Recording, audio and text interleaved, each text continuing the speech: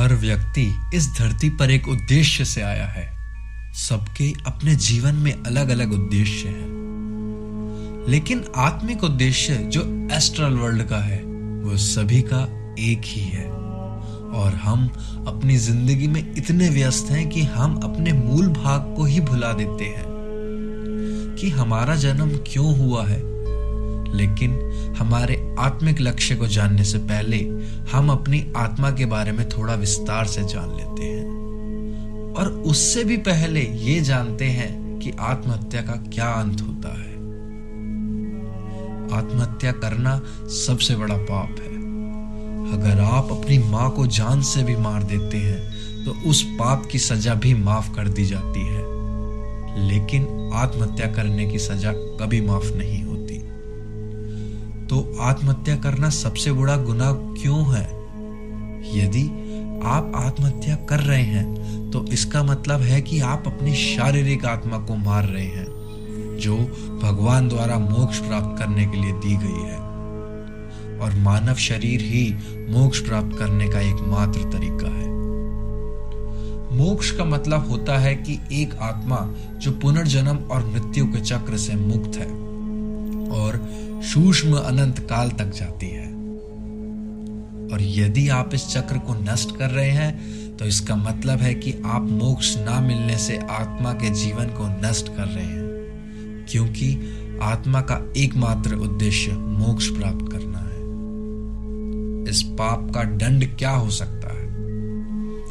अनेक आत्माएं मानव शरीर में जन्म लेने के लिए आपके पीछे प्रतीक्षा कर रही हैं, ताकि वह मोक्ष प्राप्त करने का प्रयास कर सके। इसलिए इस पाप का दंड यह होगा कि आपकी आत्मा को जानवरों, पक्षियों, जीवाणुओं आदि जैसे विभिन्न शरीरों में लगभग 84 लाख पुनर्जन्म और मृत्यु लेने पड़ सकते हैं। इन सारी योनियों को पार करने के बाद एक आत्मा मानव जीवन पाने के योग्य हो जाती है और फिर से मोक्ष पाने के लिए कर्म करती है। और यदि आप आत्महत्या कर लेते हैं तो आपकी आत्मा को 84 लाख पुनर्जन्म की पंक्ति में सबसे अंत में भेजा जाता है। ज्यादातर लोगों को लगता है कि आत्महत्या करने से वे जीवन की समस्याओं से बच सकते हैं, लेकिन वास्तव में उनकी समस्या इसके बाद शुरू होगी। वह केवल विभिन्न शरीरों में पीड़ित और पीड़ित होते रहेंगे। तो अगर इंसानी शरीर में रह के अपनी आत्मा को मोक्ष की प्राप्ति करनी है तो कुछ हिंदू वेद, उपनिषद और ग्रंथों से प्राप्त जानकारी से मिला है कि कैसे आत्मा का शरीर में प्रवेश होता है हमारे जन्म के समय, और आखिरी का दरवाजा जहां मोक्ष के लिए जाएगी आत्मा, जो कि होगा हमारा मृत्यु का समय। उससे पहले जाने आत्मा का क्या आकार होता है। आत्मा के सटीक आकार का उल्लेख किया गया है। बालों की नोक का 1/10,000वां भाग, लेकिन आप इसे माइक्रोस्कोप से भी नहीं देख सकते, क्योंकि यह पदार्थ से नहीं बना है, और आंखें जो पदार्थ से बनी हैं उनको यह दिखाई नहीं देगा। आत्मा का आकार बालों की नोक का 10,000वां हिस्सा है। इसका मतलब यह है कि अगर हम बालों की नोक लें और इसे 10,000 भागों में काट लें तो वह अत्यंत छोटा हिस्सा आत्मा का वास्तविक आकार होगा।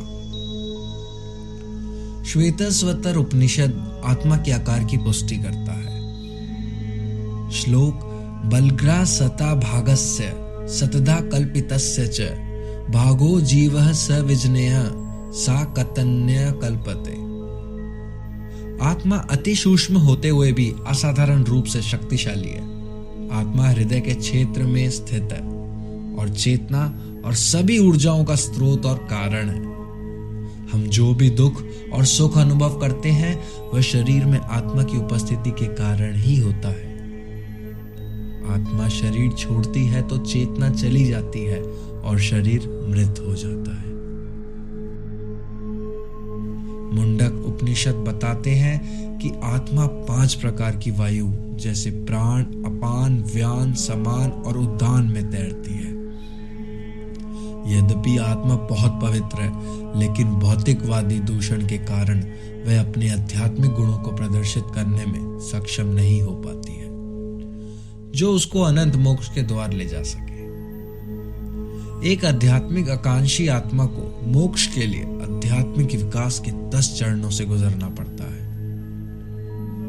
और ये मानव के 7 चक्रों से संबंधित है। पहला चक्र या फिर पहला चरण, अंतर्निहित मानव आत्मा मूलाधार चक्र में सोती है, जो श्रेणी में चेतना का सबसे निचला केंद्र है। यही सत चक्र निरूपण का संदेश है, और इसे रूट चक्र भी कहते हैं। दूसरा चरण, जब आप असलियत से परिचय करते हैं, तब आत्मा चेतना के दूसरे केंद्र स्वाधिष्ठान चक्र में जाती है। यहाँ स्वधि का अर्थ है अपना और स्थान का अंत अर्थ है केंद्र। इसे सैक्रल चक्र भी कहते हैं। आपातकाल के दौरान आत्मा नाभि में जाती है और इसको मणिपुरा चक्र कहते हैं, जो कि तीसरा चरण है। चौथे चरण में समर्पति भक्ति में आत्मा अनाहत चक्र यानी हृदय से कार्य करती है। हृदय का संदर्भ कई हिंदू शास्त्रों में भी है। पांचवा चरण, आत्मा शिव के भक्तों में विशुद्धि चक्र से कार्य करती है। छठे चरण में ज्ञान योग के लिए आत्मा अजना चक्र, जिसे भगवान शिव की तीसरी आंख भी कहा जाता है, उससे कार्य करती है। सातवां चक्र, जिसमें आत्मा आध्यात्मिक योगियों में सहस्रारा चक्र, जो सिर के ऊपर होता है, उससे कार्य करती है। लगभग सभी हिंदू शास्त्र सहस्रारा चक्र को सर्वोच्च केंद्र बताते हैं। अब यहां तक सारे चक्र समाप्त हो जाते हैं जो एक आम इंसान भक्ति रूप से प्राप्त कर सकता है, मगर यौगिक रूप से और भीतर जाने के लिए आगे के 3 चरणों को ध्यान से समझें। ब्रह्मचार्य योगी वो योगी जिन्होंने सात्विक जीवन बिताया है, उनमें सूक्ष्म नाड़ी के भीतर वाहिनी नाड़ी के माध्यम से आत्मा का उद्देश्य होता है। हिंदू और यौगिक दर्शन में 3 प्रमुख नाड़ियां हैं जो रीढ़ का अनुसरण करती हैं। पहली ईड़ा नाड़ी, दूसरी पिंगला नाड़ी और तीसरी सूक्ष्म नाड़ी यानी केंद्रीय चैनल। जो 9वां चरण है, उसमें आत्मा अखंड योगियों में सूक्ष्म नाड़ी के भीतर ब्रह्म नाड़ी में होती है।